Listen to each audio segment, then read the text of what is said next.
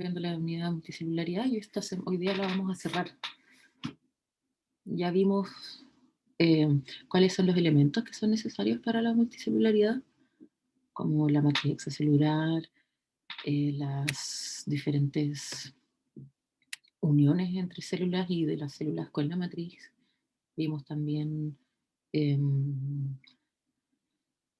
cómo se generaban los gametos para poder generar organismos multicelulares en el caso de aquellos que tienen reproducción sexual.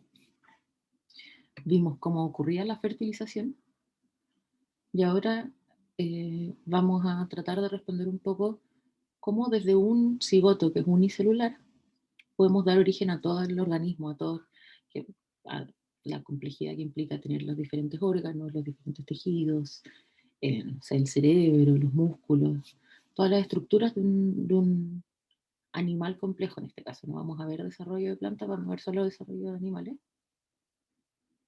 Y para eso quería partir con el video que están viendo, que no es un modelamiento digital, es un video real. Lo que ustedes están viendo es cómo se está desarrollando un pez cebra.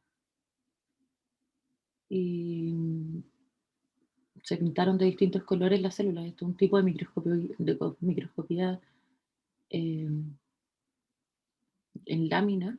Son 4 lentes que tiran láminas y eso permite en el fondo dar la tridimensionalidad. Entonces, como pueden ver ahí ya se está formando la columna. Todo. Yo encuentro, personalmente, este nivel de microscopía y de ver al animal vivo armándose y cómo se van moviendo sus células, cómo va ocurriendo todo, lo encuentro insólito. Valentina, diga. ¿Profe de qué dijo que era? Que no entendí bien. ¿Qué era el animal o qué era la tecnología? El animal. Es un pez cebra, es un tipo de pez. Y acá se va formando la cabeza, de hecho. Que son las vesículas ópticas. Son, bueno, y esa claramente después va a ser la columna, ¿cierto?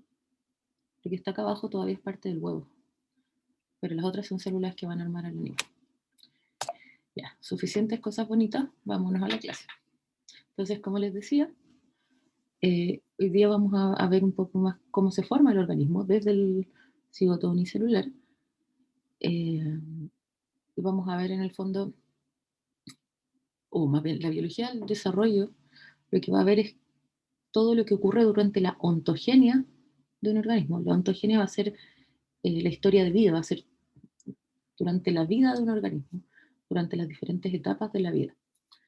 Y para armar este organismo, en realidad lo que vamos a tener va a ser un verdadero concierto de diferentes procesos ocurriendo sincrónicamente durante las distintas etapas del desarrollo. Habrán procesos de diferenciación celular. Ya habíamos hablado un poco de eso, de cómo se van a ir prendiendo y apagando diferentes genes para poder dar origen a tipos celulares independientes de que todos tengan el mismo genoma. Vamos a tener morfogénesis, que es la generación de forma. Vamos a ir dándole forma a esta bola de células que teníamos. Y todo esto lo vamos a lograr mediante diferentes procesos celulares, diferentes gradientes moleculares, tanto intrínsecos que van a venir ya desde el huevo, como que se van a ir dando por la interacción de las células. Como les decía, la ontogenia es la historia de vida. Perdón, alguien dijo algo. No, recuerden que no veo el chat, así que si me necesitan decir algo, por favor levanten la mano.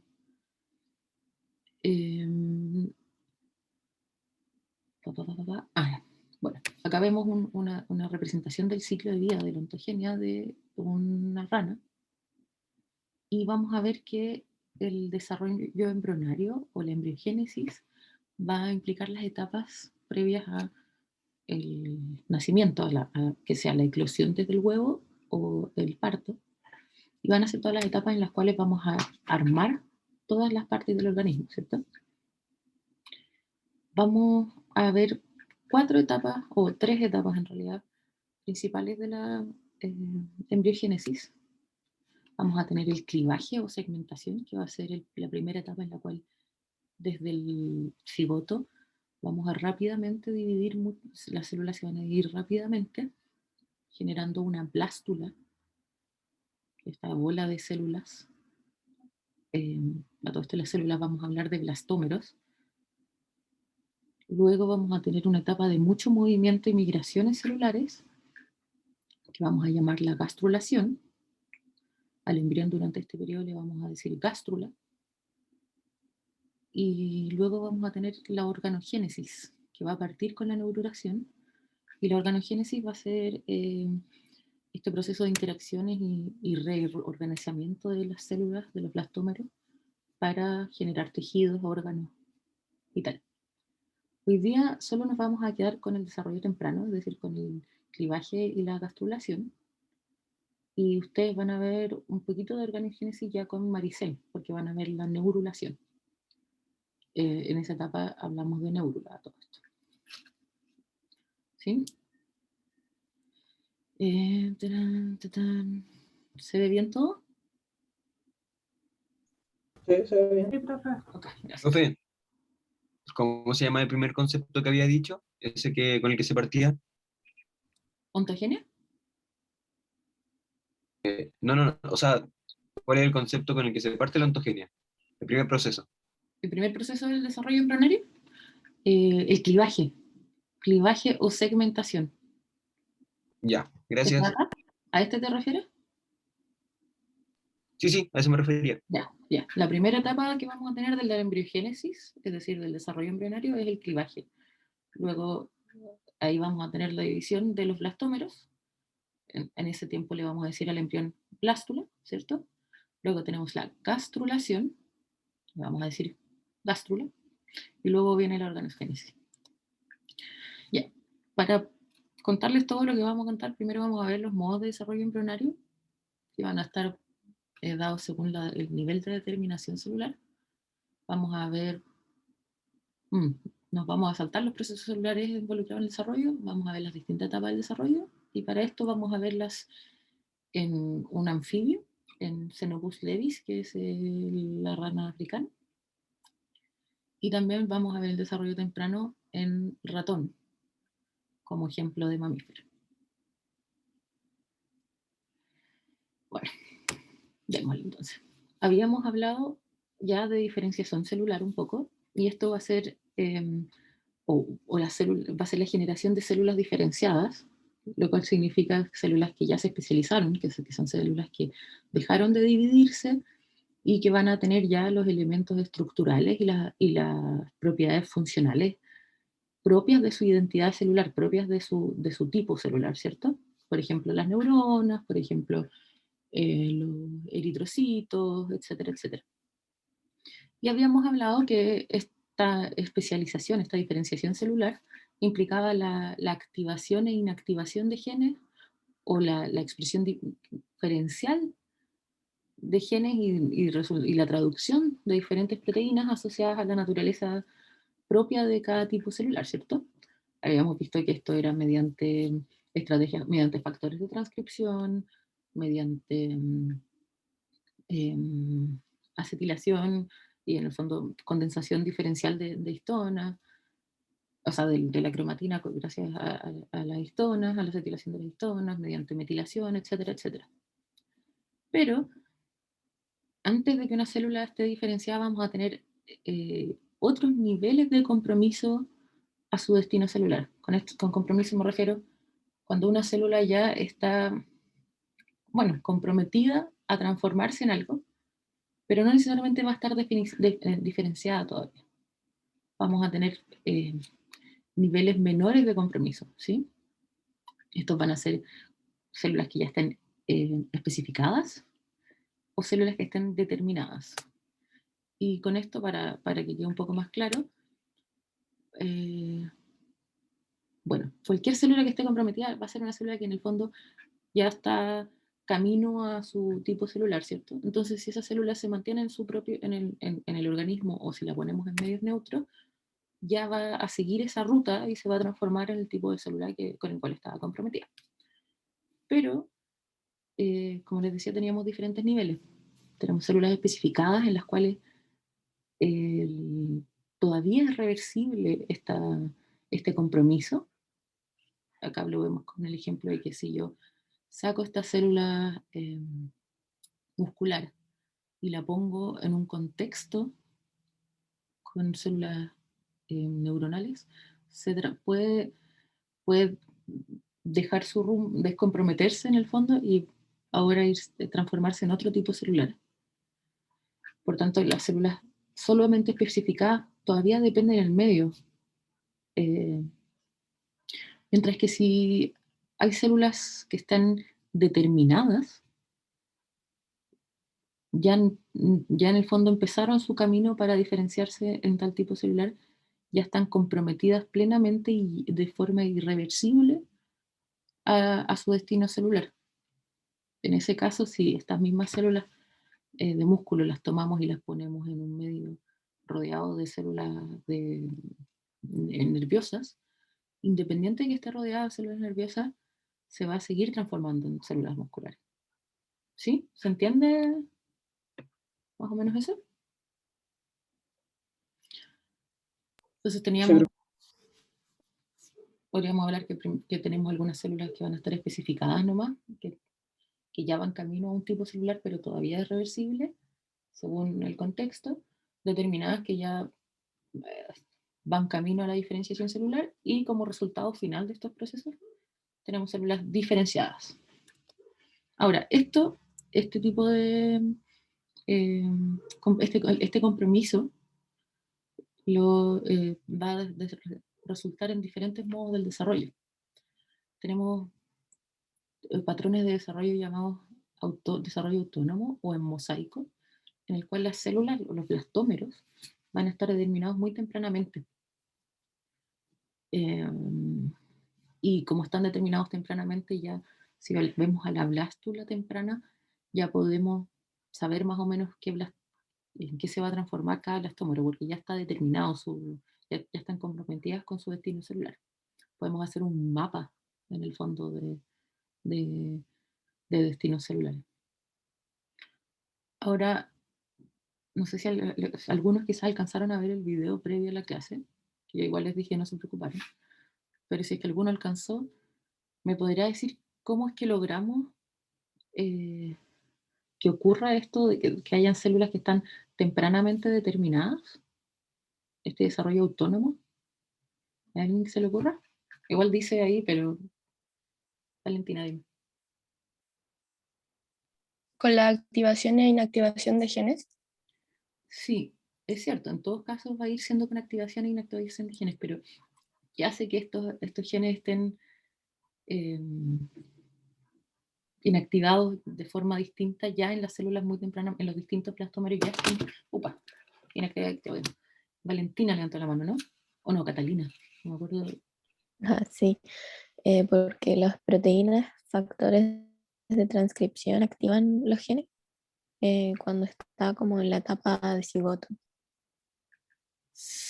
Algo así. Por ahí va más la cosa. Lo que va a pasar es que, bueno, si se acuerdan, los óvulos, yo les había mencionado que no eran meros vectores o eh, eh, meros vehículos de ADN, sino que además iban a tener un montón de otros elementos, ¿cierto? RNA, enzimas, factores de transcripción. Ahora, estos elementos pueden estar distribuidos de forma diferencial en el óvulo, es decir, o asimétricamente, de forma tal que cuando empiecen las divisiones, imagínense si esto inicialmente hubiera sido un óvulo, cuando empiecen las divisiones, los diferentes blastómeros van a quedar con diferentes factores de transcripción, mRNA, con diferentes determinantes celulares. Por eso vamos a hablar que cuando hay un desarrollo autónomo en mosaico hay una segregación asimétrica de los determinantes celulares, porque van a irse asimétricamente repartidos estos determinantes celulares como factores de transcripción y cosas así, muy temprano. Y claro, pues, en casos así, si separamos los blastómeros, en casos en los cuales hay una determinación temprana, cada blastómero va a dar la parte a la que estaba ya determinado. La notocorda, los músculos, el ectodermo en este caso. Por contraste tenemos el desarrollo condicional o regulativo, que va a ser aquel en el cual no está determinado tempranamente el destino de los distintos blastómeros. Por tanto, los blastómeros todavía mantienen su potencialidad. Si los separamos, vamos a poder armar 4 organismos completos en vez de solo unas partes. En este caso, en este ejemplo de esto es un erizo de mar. Acá no tenemos una determinación temprana, ¿cierto? Todavía es no determinado. ¿Y cómo va a ocurrir esto? Va a ocurrir mediante un proceso bien importante, que es el proceso de inducción, que va a ser un tipo de señalización celular, o más bien un tipo de interacción entre las células, en el cual, por eso hablamos de regulativo, pues las células entre sí se van a ir regulando para determinar una mala palabra, pero se van a ir regulando para ir avanzando y marcando a qué se van a transformar en su desarrollo. No es algo intrínseco a la célula, sino que van a ser las relaciones entre las células las que van a ir van a ir determinando cómo se va formando y los destinos celulares. Esto, como les decía, ocurre por procesos de inducción, que son la capacidad que van a tener un tejido, una célula, de gatillar en otra célula, en células adyacentes o en células cercanas, expresión génica diferencial, gatillar en otras células una especialización, gatillar en otras células una respuesta, influenciar cómo otras células se van a desarrollar. Este videito parece que nunca fue. Changos. Bueno, se me arruinó el video. A ver si lo puedo poner acá.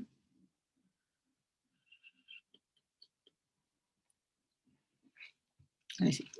¿Ven? Una célula inductora va a generar cambios en la célula que junto a las cuales va a estar, básicamente.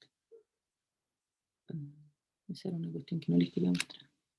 ¿Y qué tipos de contactos o interacciones que van a generar inducción tenemos? Bueno, contactos célula-célula, como interacciones glucosacrinas, factores de transcripción secretados, que van a ser factores paracrinos, y también propiedades físicas del ambiente van a determinar en qué se van diferenciando las células. Esto es lo que al final no iba a ver, perdón. Se me olvidó ocultar esta esa diapo. Ahora ya, adentrémonos a las etapas del desarrollo. La primera etapa que les había mencionado es la etapa del clivaje. El clivaje, como les decía, iban a ser estas rápidas divisiones celulares que iban a ocurrir al comienzo de la vida, y se caracteriza porque son divisiones en las cuales no alcanza a crecer las células, los blastómeros no alcanzan a crecer, entonces vamos dividiendo, se va reduciendo la cantidad de citoplasma por célula, vamos teniendo blastómeros cada vez más chicos. Y esto pasa porque en los ciclos celulares se eliminan las fases G1 y las fases G2, entonces vamos a estar simplemente alternando entre M y S. M y S. Duplicamos el material genético, dividimos. Duplicamos el material genético, dividimos. Y esto va a ser súper rápido al comienzo de la célula para generar más células, para en el fondo proliferar desde una célula y alcanzar a tener suficientes células para las reorganizaciones que vienen después. Como les decía, en este periodo vamos a tener lo que se llama una blástula. Y en la blástula, a medida que va pasando el clivaje, la segmentación, vamos a ver que aparece una cavidad. Esta cavidad se va a llamar el blastocele. Y va a ser bastante importante porque va a permitir después que las células migren y también va a evitar que elementos, que diferentes partes de la célula induzcan a otras partes de la célula antes de tiempo. Después vamos a ver que hay inducciones asociadas a esto y esta va a generar una separación. Valentina, dime. Profe, ¿por qué era más rápido? ¿Porque no hay fase S ni G1? No hay G1 ni G2. En Luego, las fases de engorde de la célula ya. desaparecen. Vamos a estar desde duplicación del DNA, división, duplicación del DNA, división. Entonces no alcanzamos a generar más citoplasma, a generar nada más. Entonces simplemente, si vamos dividiendo tanto, no alcanzamos a crecer las células. Entonces el tamaño va a ir reduciéndose, ¿cierto? Para entender un poco el clivaje y los tipos de clivaje, más bien también hay que entender el tipo de huevo. Los huevos, los óvulos y el cigoto van a tener vitelo. El vitelo es como que cuando ustedes se comen un huevo, la yema y la clara, es la sustancia altamente proteica, también bien rica en grasas, que va a servirle de alimento al embrión en las primeras etapas. Y vamos a tener huevos u óvulos, o sea, óvulos incluso o cigotos, en el fondo, en la primera etapa, en las cuales el vitelo es abundante. Vamos a tener algunos, por ejemplo, aquellos que tienen que crecer fuera de la madre, o el que es menos abundante, como los mamíferos, que vamos a estar nutriéndonos directamente de la madre. Y además vamos a tener distribuciones diferentes del vitelo. Puede estar acumulado en ciertas partes, puede estar homogéneamente distribuido. Y según eso vamos a tener estos 4 tipos de huevos que les muestro. Alguien está tratando de entrar. Ahí sí. El isolecítico va a ser un huevo con poco vitelo, y el vitelo que tiene va a estar homogéneamente distribuido, como seríamos el caso de los mamíferos. El mesolecítico va a ser un huevo o un óvulo en el cual va a haber vitelo más abundante, de moderada densidad, cargado hacia una porción del huevo. El telohelicítico, en cambio, también va a tener el vitelo acumulado hacia una porción del huevo, pero es un vitelo denso que básicamente casi desplaza el huevo, o sea, el resto del citoplasma y el núcleo los deja desplazados a una porción chiquitita. Y el centro helicítico también tenemos un vitelo súper denso, pero va a estar en el centro. Entonces el resto del citoplasma va a quedar por la periferia y el núcleo va a quedar por la periferia del óvulo. Acá les muestro ejemplos. Por ejemplo, como les decía, los mamíferos tenemos huevos isolecíticos. Los anfibios vamos a ver que tienen un huevo mesolecítico. Los peces, como pueden ver, el resto de las células está súper limitada a este sector, y todo esto es vitelo. Y de hecho en la mosca ya tenemos un caso centrolecítico, en el cual lo azul que van a ver es el resto del citoplasma. En base a esto, ¿alguien se imagina qué tipo de huevo es el huevo de pollo, de gallina?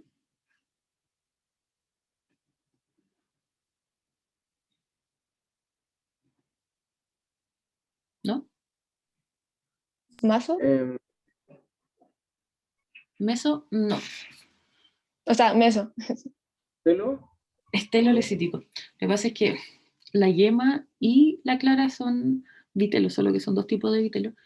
Y el embrión, no sé si les ha nacido alguna vez, les ha salido un huevo que tiene un poquito, el comienzo de un embrión, va a estar, pero limitado, así por una porción chiquitita encima. Es telo, es otro tipo de huevo de telo. Ahora, ¿por qué les comentaba esto? Porque la cantidad y la distribución del vitelo van a determinar cómo se divide el cigoto. Porque el vitelo va a poner una resistencia al surco de segmentación, va a poner una resistencia a la división. Entonces, va a determinar los tipos de clivaje.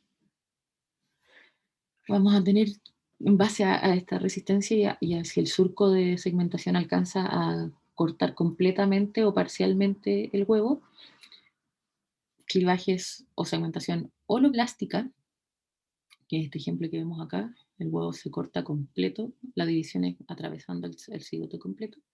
Y meroblástica, en la cual no se divide todo, sino que se divide solo una porción superior porque el vitelo le está poniendo resistencia. ¿Sí? Y además de tener clivaje que puede ser holoblástico o meroblástico, vamos a tener distintos planos de división.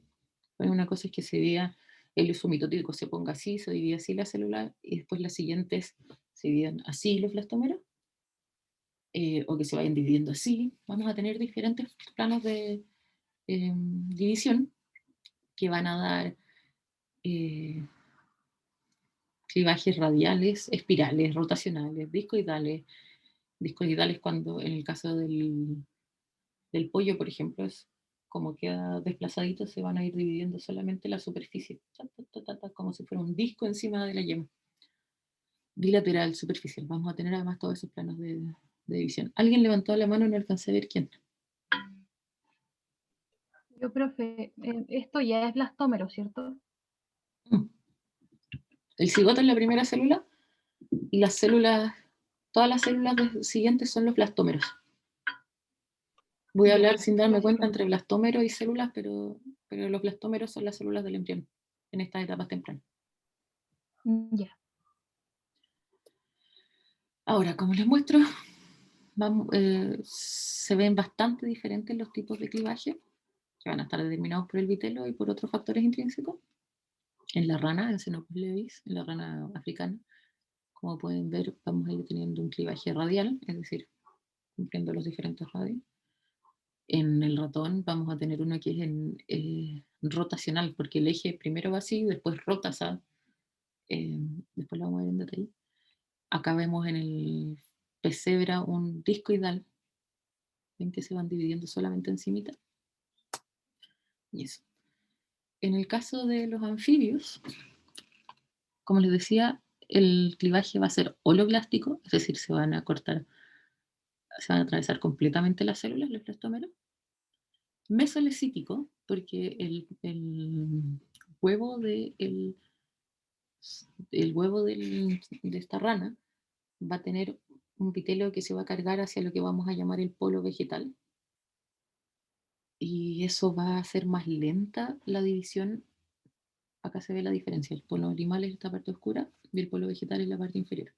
Acá va a estar más concentrado el vitelo.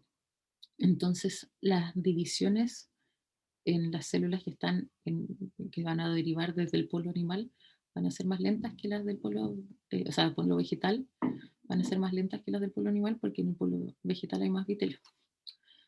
Y va a ser radial desplazado por esta misma razón. En el fondo vamos a ir cortando radialmente. El primer corte así, meridionalmente se dice. El segundo corte en 90 grados, pero también meridionalmente, como los meridianos en la Tierra. El tercer corte va a ser perpendicular también, pero va a ser de forma ecuatorial. Y si se fijan, está desplazado, por lo que les decía, por el vitelo más grueso abajo. Y así vamos a ir cortando el óvulo, o sea, el cigoto, la blástula de la rana.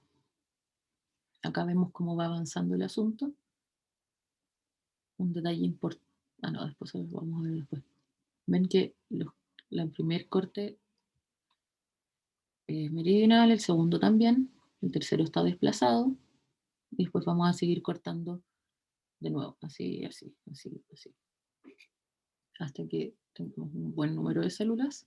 Las de abajo van a ser de mayor tamaño porque fue más lenta la división. Van a ser macrómeros, y las de arriba más chicas, micrómeros. Acá se ve, ven ahí va el surco de segmentación, el primer corte, el segundo corte, el tercer corte sería atravesándolo, ahí se ve. Si se fijan, se nota ya que estas células son más grandes que estas de acá arriba. Acá se ve más claro. Si se fijan, va más rápido acá arriba y las células que se están armando en el polo animal, que se nota porque está pigmentado, van a ir siendo más grandes que las que están abajo. En el caso de los mamíferos, el clivaje es bien particular. Es particular por varias razones. Por un lado, bueno, tenemos un huevo isolecítico, lo cual es entendible porque no vamos a necesitar que el huevo se nutra por su cuenta, sino que va a estar dentro de la madre.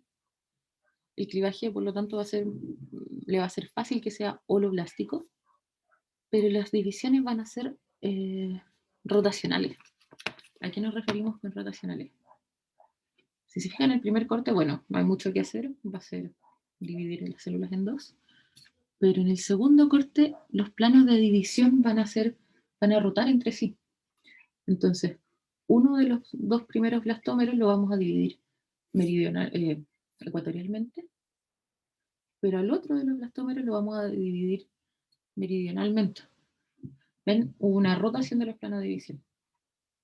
Algo bien interesante es que además las divisiones van a ir volviéndose asincrónicas. Entonces, en los mamíferos vamos a tener momentos en los cuales hay células hay un número de células impares. Si se imaginan, si vamos dividiendo todo en dos, siempre el número de células debiese ser 2 elevado a n, ¿cierto? En cambio, los mamíferos, como hay algunas que van más lento y se va generando esta cosa rotacional, vamos a tener algunos momentos en los cuales pueden haber números impares.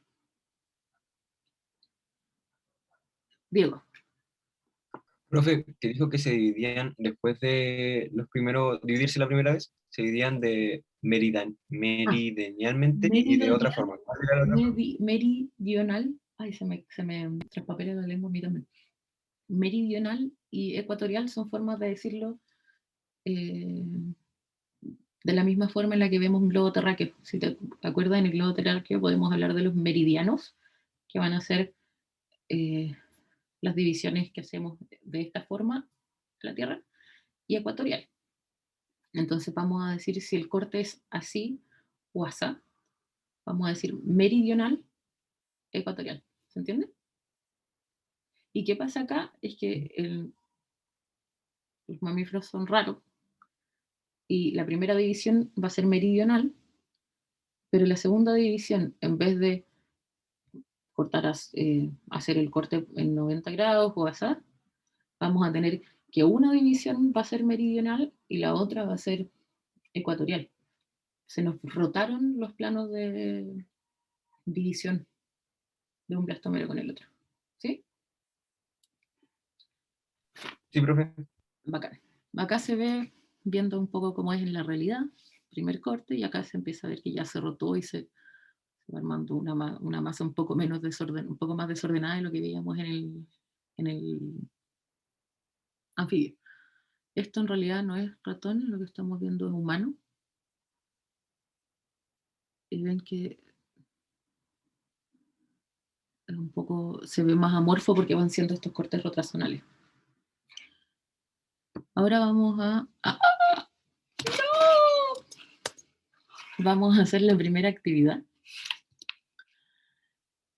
La primera actividad... Perdón, no les quería mostrar eso. ¿Alguien levantó la mano y no lo vi? Fernanda. Sí, profe. Dime. Quería preguntarle de nuevo qué significa holoblástico, que no alcanza a notar. Holoblástico y meroblástico van a tener que ver con que si las divisiones atraviesan a todo el blastómero, todas las células se cortan, o si se corta solamente una parte. ¿Sí? Si tenemos mucho vitelo, va a costar atravesar todo, entonces va a ser meroblástico.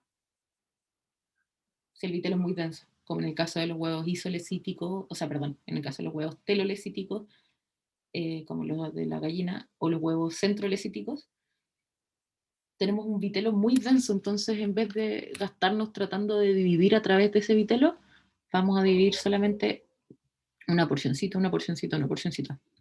El surco de segmentación no va a atravesar todo, sino que las divisiones se van a ir generando solamente en una porción. ¿Sí? Ya. Jóvenes, medios atrasados, nos vamos a la primera actividad. Los voy a separar en grupos como siempre. ¿Se acuerdan de los grupos de la semana pasada? ¿O los divido al azar?